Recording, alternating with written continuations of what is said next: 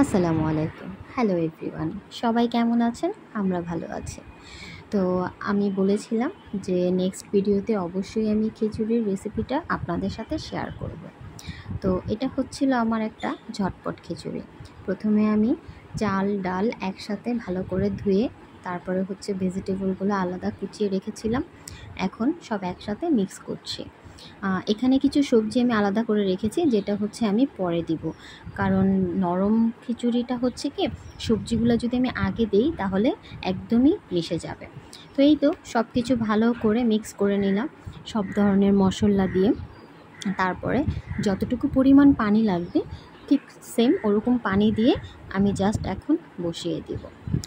আসলে ঝটপট রান্না করার জন্য আপনার নিজের ধৈর্যটাই লাগে। কারণ হচ্ছে আপনি যখন চিন্তা করবেন যে আমি এখন এটা করব, বেসিক্যালি খিচুড়িটা আমার বানানো মানে আমি বানাচ্ছিলাম যখন, তখন রাতের ঘড়ির কাঁটায় 11:30। আমার হাজব্যান্ড বলল যে এখন তো একটু বৃষ্টি বৃষ্টি লাগছে, খিচুড়ি হলে ভালো হয়। তো যেই কথা সেই কাজ, আমার মনে হলো যে এখন আমি চাইলেই বানাতে পারি। সো ঝটপট করে কেটে ঝটপট করে বসিয়ে দিলাম। তো এই তো মিষ্টি কুমড়া আর লাউটা হচ্ছে আমি অনেকক্ষণ পরে অ্যাড করেছি, প্রায় 30 মিনিট পর। 30 মিনিট পরে আমি যখন লাউ আর কুমড়াটা দিয়েছি ততক্ষণে আমার রাইসগুলো প্রায় 80%ই হয়ে গেছে। আর মিক্স করার পরে আমি এখন লবণ চেক করে নিচ্ছি, তারপরে হচ্ছে আমি জিরা গুঁড়া দিচ্ছি। আসলে অনেকে আছে জিরা গুঁড়া খায়, অনেকে আছে খায় না। আমরা প্রচুর পরিমাণে হচ্ছে টালা জিরা খাই, সেটা হচ্ছে জিরাটাকে আগে ভাজি তারপরে হচ্ছে পেস্ট মানে গুঁড়া করা হয়। আর জিরা গুঁড়া আমার হাজব্যান্ড প্রচুর পরিমাণে মশলা পছন্দ করে, ওনারা প্রচুর স্পাইসি হ্যাভি মশলা খেয়ে অভ্যস্ত। তো যাই হোক, খিচুড়িটা বরাবর আমার হয়ে গেছে। এখন আমি হচ্ছে এটাকে বাগার দিব। তো পেঁয়াজের ফোড়ন দিলাম, একটা শুকনো মরিচ ভেঙে দিলাম, তারপরে হচ্ছে রসুন কুচি তো দিয়ে ভালো করে নেড়েচেড়ে এখন এটা বাদামি বাদামি হওয়া আগ পর্যন্ত আমি নেড়েচেড়ে নিব। তারপরে হচ্ছে জাস্ট খিচুড়িটার উপর ঢেলে দিব। এই তো বাদামি একটা কালার হয়ে আসছে, এখন হচ্ছে খিচুড়িতে ঢেলে দিব। দেওয়ার পরে ভালো করে মিক্স করে আরও কিছুক্ষণ আমি দমে রাখবো, কারণ ততক্ষণে আমার খিচুড়িটা প্রায় হয়ে গেছে। সাথে হচ্ছে খিচুড়ির সাথে আসলে এই টাইপের পাতলাও না আবার ঘনও না। তো এই টাইপের খিচুড়ির সাথে ভর্তা বা ডিম ভাজা খুবই ভালো লাগে। তো আমি আসলে যেহেতু রাত হয়ে গেছিলো তো শুধু ডিম ভাজিটাই করেছিলাম।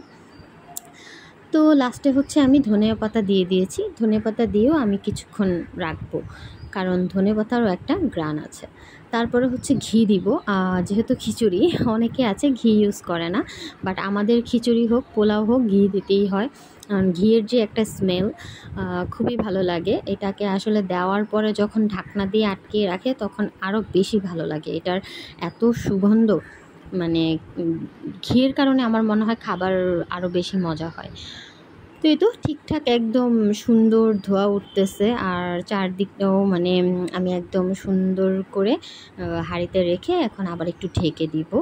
তো ঢেকে দেওয়ার পরে যখন খুলবো তখন আসলেই অনেক সুন্দর একটা ঘ্রাণ আসে, যেটা আসলে না বোঝানো যাবে না। তো লাস্টে আসলে আমি যেহেতু কাঁচামরিচটা একটু কম দিয়েছিলাম, কারণ হচ্ছে আমার যেহেতু বেবি ছোট, তো পরে আমি বেবির জন্য কিছু খিচুড়ি উঠিয়ে তারপরে হচ্ছে বোম্বাই মরিচ কুচি করে দিচ্ছি। কারণ এখনকার বোম্বাই মরিচের ঝাল কম, বাট ঘ্রাণ এত সুন্দর যে আপনার খেতে ইচ্ছে করবে। তো আমি আসলে একদম কেচি দিয়ে একদম কুচি কুচি করে বোম্বাই মরিচগুলো চারিদিকে একদম মিক্স করে দেব, কারণ গ্রানে গ্রানেই খাবার খাওয়া যায়।